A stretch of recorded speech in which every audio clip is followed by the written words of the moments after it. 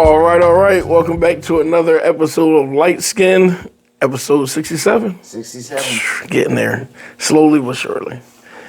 And I feel like our guests are getting, a little better. They're top tier. We've had top tier people on here. I mean, no shade to the early ones, because we had some... Right out the gate, we had the chief of police. Yeah. Which segues into... We got one of my buddies here. Yeah. And just before we move on to that, Yeah. I actually think every one of our guests is top tier. Oh, no, for sure. Yeah. I'm going to be honest, you wouldn't be on the show if you weren't. That's true. I'm not inviting no... Nothing against y'all who haven't been on. Maybe we just haven't got to y'all. Maybe y'all just not top tier. We don't know. But we'll see. But yeah, if you want to introduce yourself. Yeah, so I'm Chris Simons. I work for the Duluth Police Department. Yeah. Currently assigned as the school resource officer at Denfeld High School. Mm-hmm. Well, thanks for being on with us. Absolutely. Thanks for having me. Yeah, heck yeah. This should be a good one. This should be a fun one. Well, like always, start from baby Chris. From the beginning. Baby Chris was born right here in Duluth and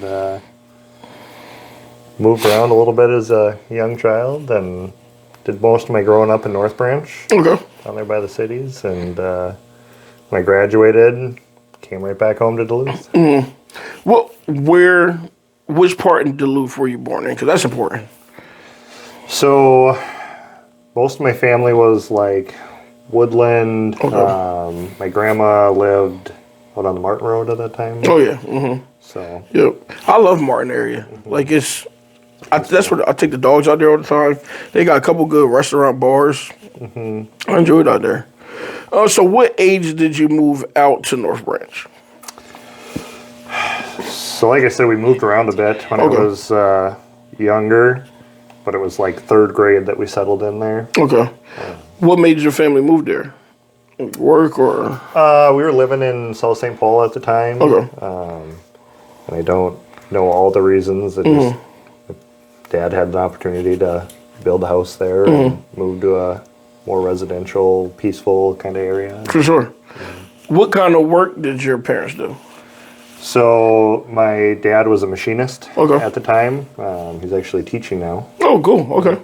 What grade? So he teaches at East High School. Oh, up here. Yeah. Oh, what's his name? Don Simon? Well, obviously Simon. Yeah. Mr. Simon. What was I thinking? Yeah. Oh, Mr. Simon. What does he teach specifically? He teaches like CAD, machine shop Okay. Yep. style stuff. So where was he a machinist at? There you go. Good job. No, I'm proud of you. He worked for a couple different companies. Haverman is the one that jumps to my mind right away, but there was a couple different places. They make machines. Yeah, what do they do? They make like big parts. They turn metal into usable products. I toured, what's that place right on 40th Avenue West? That big green building. They're a machinist shop. 40th Avenue. Yeah, when you get to the bottom and you gotta take like a left to get on I-35. Oh, the one you go straight? Yeah. So that used to be W&W Construction. My buddy Wes owned that. But now it's garbage now, ain't it? No, that's down further. This is right at the end of 40th. They And actually, you just keep going straight. yeah. Okay, yeah, you're right. They still make. So I toured it. It's actually really cool in there. They make like massive parts for the iron ore, Oh, cool. like mines and stuff. That is cool. Maybe I should bring the kids in there. Yes. Check that out. Yeah. That's a good career because you're always going to need it. All right. And there's Moline on Central Avenue. Moline. Yeah, it's like if you're going towards Demolicious on Central. Oh, yeah. Okay. Wait, what does Moline do? I mean, what? Machinist. For anything specific or just all type of? I'm not sure. Okay. They just make all kinds Sammy of stuff. sort. Little Sam with the speaker in his backpack? Yep. Oh, shout out to Sam. Good job. Way to be a machinist. All right. So how was your experience in North Branch going through high school and things like that? It was good. I mean, it was a small community, like 1,000 people when we moved there, and then it just kind of expanded. And I think there was like 12,000, something like that, when we left. Damn. It's a bedroom community. Most people commute to the metro. But yeah, it was good. Yep. Did you play any sports or anything growing up? I did. Played soccer, tried to play football, wasn't very good at it. Golf, a lot of people don't call that a sport, but I enjoyed it. For sure. So as you went through high school, did you know what you wanted to do as you got closer to graduation? Did you want to get out of the city-ish area? Yeah, so I joined the Army Guard at 17 as a medic. And that was kind of my mind track at that time. Was I'm going to go into the medical field somewhere. Had a dream once of being a flight nurse. Okay. So once I graduated, moved up here with family, went off to basic training, came back, did deployment shortly after, and then came back to Duluth, was doing nursing school. Did not love working in a hospital. It's too confined for me. And it was just kind of one random day, my grandfather was like, "Hey, you seem more like a cop. I don't know why you're doing this nursing school thing." And I was like, I don't know. Went and did a ride along, and I loved it. Yeah. And I was like, all right, this is what I'm going to do. Okay. So. A lot of people don't know that. Oh, but you know this. I think we talked about it. Well, you started off going to. I did. We talked about that, and man, I'll tell you what. I just realized how old I was too, because I asked him when he went, and it was like 10 years after I went. And I was like, "Yeah, a lot of the guys I went with, they're retired now." And I'm like, "Oh, yeah, that's crazy. That snuck up on me." Yeah, quick. Yes. But I'll tell you what, ride-alongs are fun. That's what hooked me. Shout out to Mike Tuskin. I talked to you a little bit beforehand. He was the SRO officer at Denfeld High School when I went to school there. But he took me on a ride-along, and we went through them tunnels crazy fast. I shouldn't. Well, it's long enough. Yeah, he's retired now. Yeah. He was the chief. Retired. We flew through them tunnels so fast. Gone. And I was like, okay, this is what I'm going to do. Just to fly through the tunnels. Yes. Who did you go on a ride along with? I did it with a couple different agencies. Okay. God, who did I ride along with here? I don't even remember his name. But yeah. And he didn't take you through the tunnels fast enough. It wasn't memorable. We were so busy going call to call, we didn't really have a whole lot of time to be racing around the city. I did, so at one point, when my little brother was going through the academy, I applied to go to the academy. Made it in. And I was like, what am I doing? I don't want to be a cop. I just want to do it because my brother was doing it. But when I moved up here, maybe like a year in, or 3 years in, I did a ride along with Dana. Oh, yeah. It was jumping. Yeah. Oh, we had so much fun, dude. So we started at like 4 in the afternoon, probably, and it was only supposed to be, I don't know, like 4 hours. I ended up being with Dana until like 3 in the morning, and we went on so many calls, and I knew damn near all of them. Like everybody we pulled up to, I knew, so I'm helping them like resolve things. Like they was like, "Why you don't be a cop?" I was like, "Nah, cause y'all got rules. I don't. You know, that's why I can be effective." But it really was like a lot of fun doing it. I also realized there's no way in hell I'm doing this for 20 years. Just call after call and some of the calls were stupid, like just dumb things. I'm like, how in the world do y'all do this? I don't know. You gotta really enjoy. You gotta enjoy doing this job, dude. It's terrible. So, what made you settle on here, or settle on being a cop in Duluth? You said you did it with a few different agencies. So, yeah. So I started my street cop career in Virginia. okay. And at that point in time, it was super competitive. You know, there were 300 people competing for a handful of jobs in Duluth. And Duluth was just home. Yep. So that was where that was my dream agency going through Fond du Lac. I enjoyed working in Virginia. It's a nice community, but when the opportunity came up for me to apply as a lateral officer and actually serve my community, I was like, why wouldn't I do that? For sure. So. Yep. We had jumped around a little bit, but then we come back. How has policing changed for you from when you started to what you see now for yourself anyway?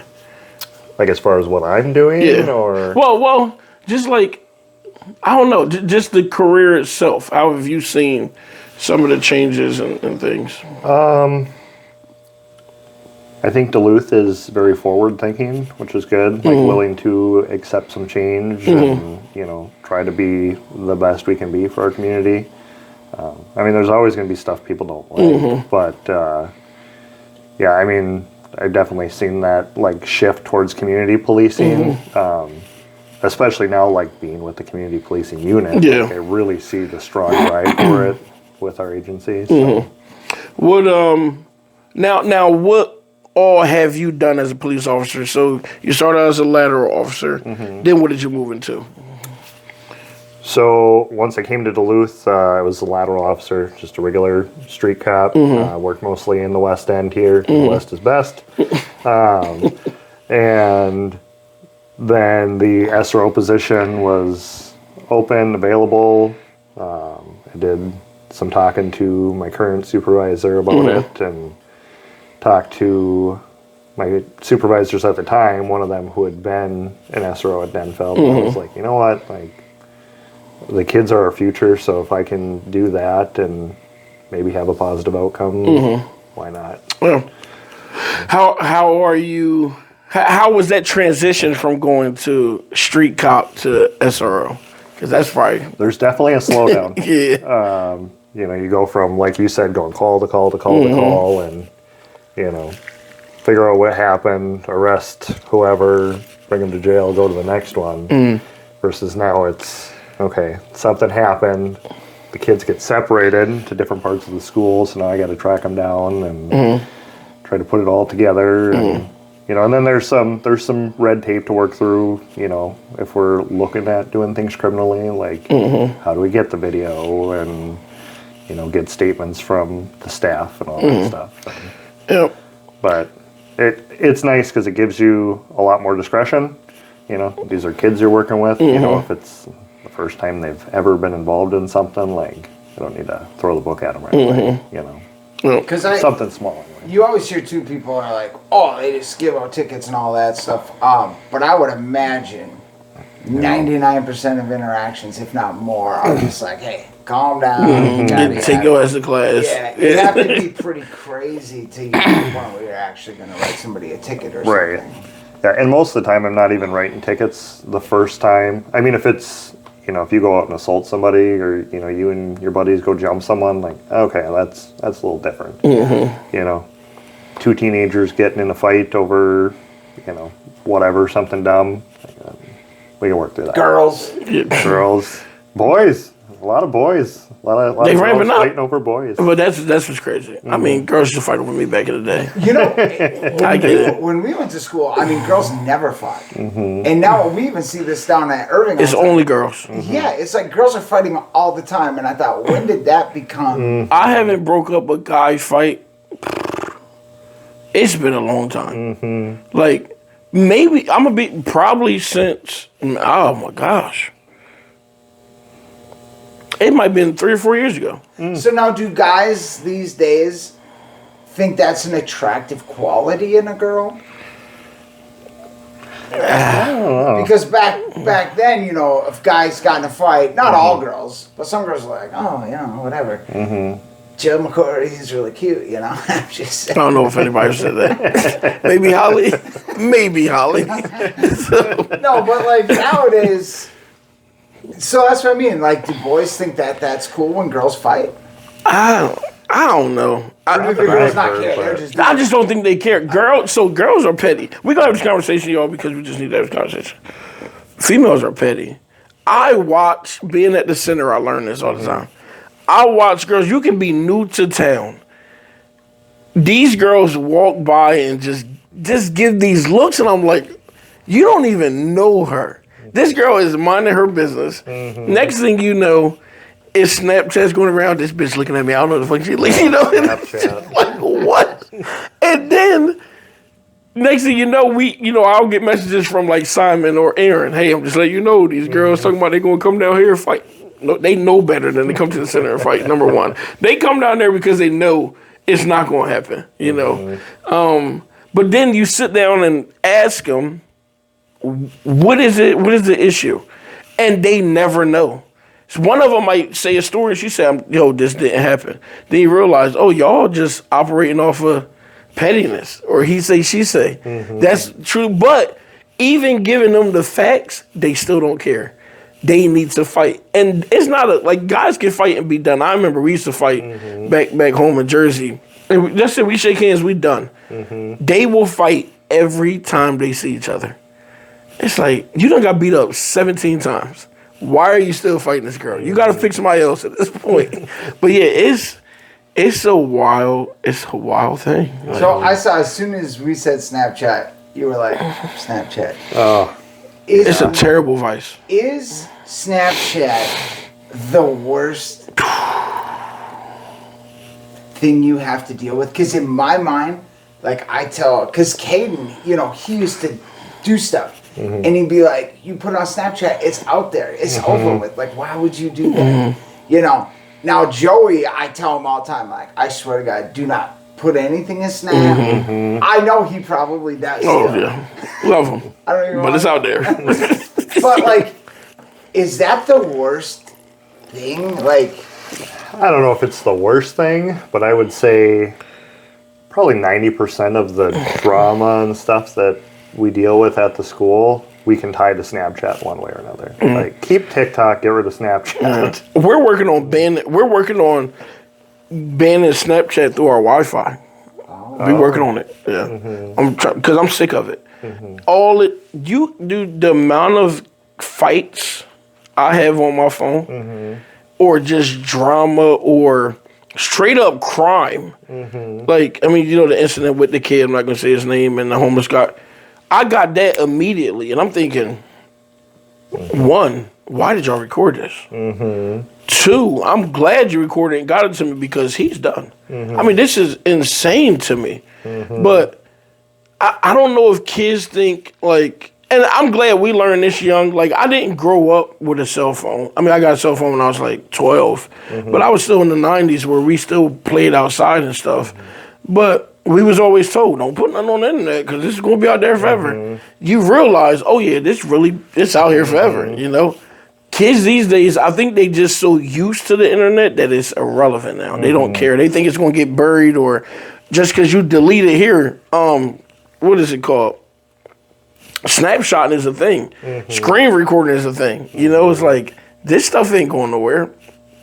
And it getting to the wrong place, or an employer get it, or a college get it, or law enforcement get it, you're done. You are done. Yeah, Snapchat is a terrible vice, dude. Yeah. And I think it's that anonymity portion of it that people still think, like, oh, it's Snapchat. Like, yeah. Oh, it'll be going, no, it ain't. Yeah. People it's still there. Save stuff for a reason.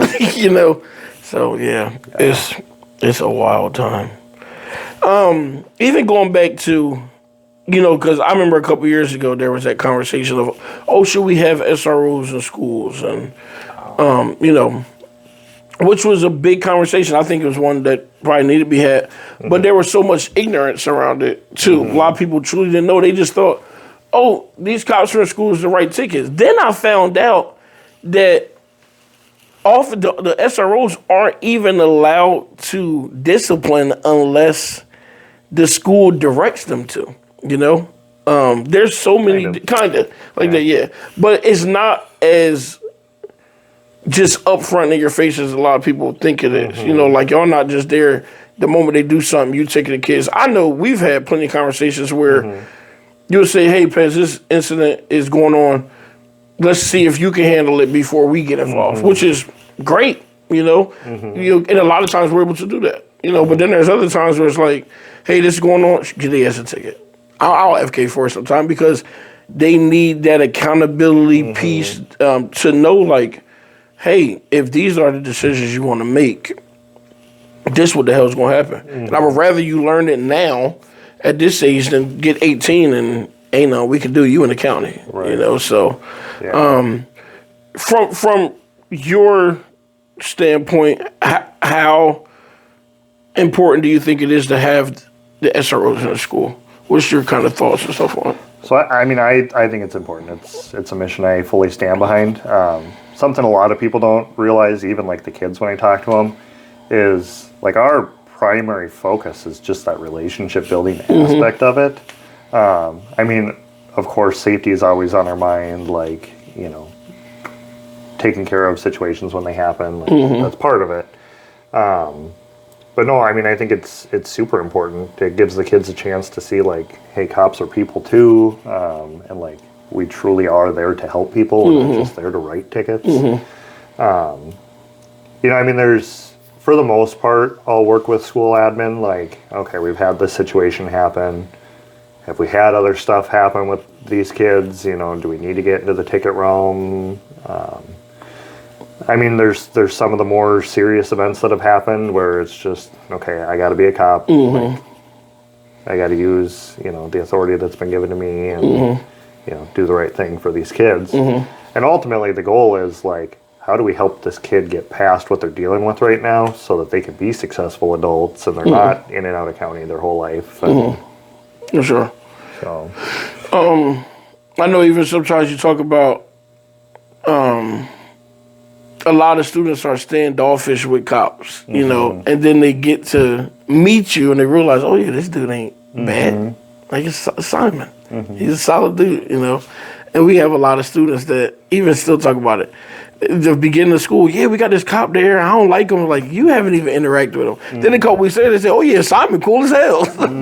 We hear it like all the time, even, you know, from Lincoln to all the, you know, different schools. So I appreciate what you do down there. Like I said, I know we communicate a lot with just a bunch of students, a bunch of things. And all of it is in the light of figuring out how can we help the student, not like how can we discipline, you know, but being able to get these kids from point A to point B is the goal, you know, to see them be successful and, you know, try to get through the day without those distractions or, which is hard. You know, so, you know, and it's working with folks like you know, all the people within the community that truly care about these kids. You know, that's something that I've really developed in this position is like, hey, you know, if I reach out to these people in the community that have a better understanding, like, maybe we can intercept this drama, or you know, maybe Pez knows why they're beefing already, or why they're not beefing. Yeah, for sure. But the trick to breaking through seems to be the candy. Keep a steady supply of candy in my office, and you know, and if buying a little candy warms them up to the fact that, like, hey, we can just have a cool conversation. Why not? Yeah, simple. It's like having adults come to the center and we just know, hey, we cooking today. We're gonna make we cook every day, but like, if we know it's gonna be a bunch of adults, make a big meal. That's the only way to keep them there, you know. And they gonna open up and have some conversation. So, with being an SRO, is it like a year-to-year thing, or is you do like a contract for 2 years, or how does that work? Like, for how long I'm in the spot? Yeah. So the way Duluth does it is you apply for it like a promotion, and then they really don't have a cap set currently on how long you can do it. You know, so I don't know. I enjoy it. This is the first position I've been in my professional career where I'm not like, oh, what am I doing next? Yeah. You know? So, I mean, I'll be here for a while. Yeah, for sure. Well, that's good. Yeah, I wasn't sure how it worked, if like every year you got to apply or... Yeah, and I mean, it depends on the agency. Some agencies are like, yep, you can be in this spot for 3 to 5 years or whatever. Duluth just doesn't have a cap right now. I think part of that is it's been a historically difficult position to fill sometimes. Really? Yeah, it's... Damn, I feel like I want to do that in a second. Yeah, and like I said, and I'm sure you're the same. It sounds like you have a great relationship with the kids, but it's like, man, when we had Tuscan and then we had Officer McClure after that, like, people seem to love the SRO officers and they appear to love their job. But maybe it's just initially, if they don't know, like, this is what it is, maybe it's hard to fill. I don't know. Yeah, it's... You got to have a different mindset working with kids. And not that, like, our street cops aren't great at working with kids, because they are. It's just to make that surely what you're focusing on. You know, if you're a young cop that wants to go call and, you know, solve all the problems, then, it's not quite the world for you yet, you know. Oh yeah, because right out the gate, I'll tell you what. If being a police officer is anything like law enforcement school, that was the funnest thing I had ever done. Really? Oh yeah, like you get these guns that shoot soap pellets, right? That's Little wax rounds. yeah, wax rounds. You're like shooting each other like in real situations. Yeah, good thing you wasn't a cop. God. I'm happy. It's not like that. Well, what I'm saying is and then the driving portion, like there's so many things of cop school that are fun that I can imagine as soon as you get out, you're not thinking, well, I want to go sit in school. You're like, I want to go do what I was doing right Yeah, I'm here. trying to beat Jason Bourne right now. No, you're working at the train station. Oh, that reminds me. Oh my God, 21 Jump Street. What's a good boy? When they just graduating the academy, they're like ready for a lifetime of being a badass, and then the next scene they're like on their bikes, you know. Pedaling around. Yeah. You know, yes. I don't know if I could deal with. I can put up with kids. For me, that's easy, and a lot of people can't. And I'm thinking, y'all don't understand how easy it is to really work with kids. It can be annoying some days, but I would rather deal with childness in kids than childness in adults. I ain't got time. And Joe know that. Right. My patience for that in adults is very small. Like, grow up. I do not got time for this right now. Is that the hardest part? I mean, the drama is always a thing. I mean, or just in law enforcement in general. I mean, you're always problem solving stuff that's like, just stop. Yeah. Like, I don't need to come out to your house because you and your neighbor are feuding over your fence line again. Like, Say again. Yeah, no, what I mean specifically, like in the school, I'm imagining you can talk with the kids and resolve problems with them once you introduce the parents. I can imagine that's good. it depends on the parent. That is true. You know, some parents are super like, yep, I appreciate you doing this, like, hold my kid accountable, or, you know, thanks for helping my kid with whatever. Other parents are like, nope, my kid didn't do that. I'm like, well, it's on video. Nope, they didn't. Did you see the cameras yet? It's there. Like, I'm not making this up. You know? So it just depends. You know, I would say probably 90% of the kids, 95% of the kids, I'll never talk to their parents. If I talk to them, it's just a casual conversation, or we're talking about their dreams, or maybe they have a question about law enforcement or something that's happened to them, and we work through that. You know, it's a very small chunk of the kids that are actually committing crimes, you know, or getting in trouble with the school. You know, those kids keep us busy. But. Very. There's only 12 of them. And there's a wild 12. How do you feel you've grown as an officer, even just being in this SRO position? I think it's opened my eyes to other people's realities. You know, I mean, in law enforcement, you see everything. You know, you see all kinds of sad stuff, all sorts of sad lives. Some people have just been dealt crappy hands, you know. But I think this has really opened my eyes to, like, how this truly affects the kids. And, like, kids are good at adapting to stuff. You know, so you may have a kid that is doing great, is never, you know, you never have a conversation with them other than, you know, give them a high five in the hallway. All of a sudden something happens and you start peeling that onion and you're like, oh, this kid has dealt with I've been through some stuff. shit. Oh, yeah. So it's opened my eyes to that. It's definitely helped me with, like, how are we going to process through this long term? You know, I mean, street cop, you know, you arrest a bad guy, bring him to jail, and you move on to the next thing. These kids, they're going to be back, you know, whether it's a day or two later. You know, so how do we, like, fix the long-term issue? Which is what I really love. I have a strong belief that our kids are our future. Like, they're our shot at our country being a good place to be. So if we don't help them be successful, then we're not helping anybody. So that's why I love working with kids. Yeah. And they got to be cool. Like, I mean, how many years have you been there so far? So it'll be 2 years after Christmas break. This is my third school year. Okay.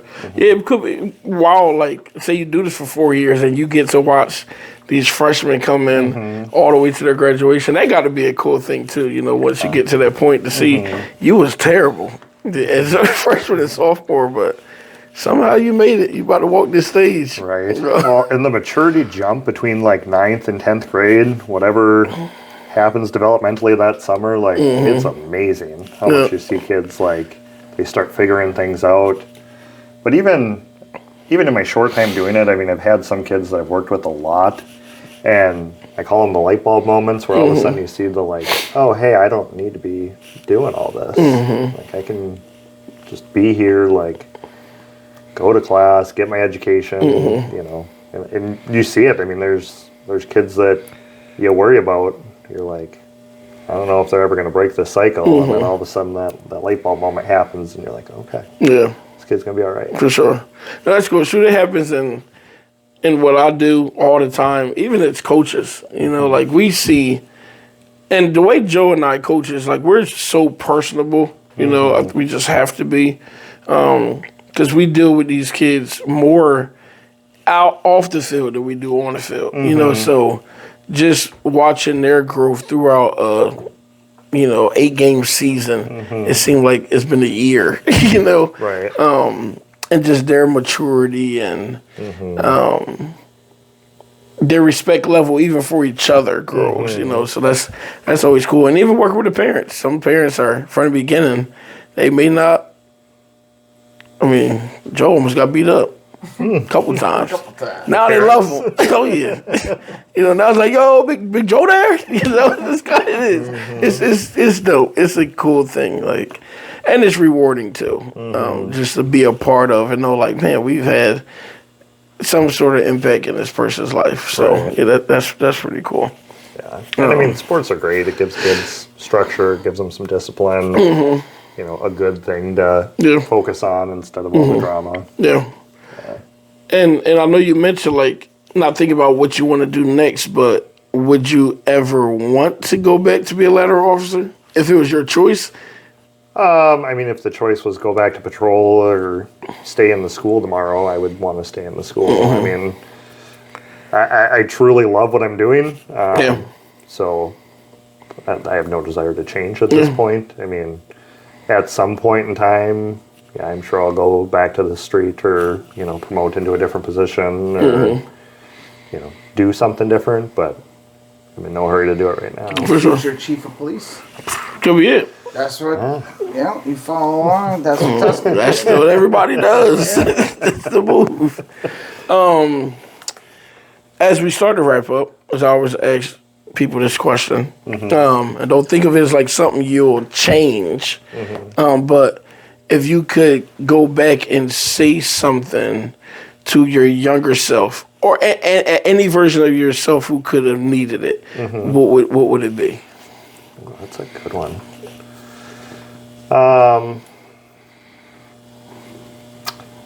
Something I tell the kids all the time is, like, go do the ride-alongs or go shadow people in your career, or the career you think you want to do. Because I spent 2 years in nursing school that I don't use,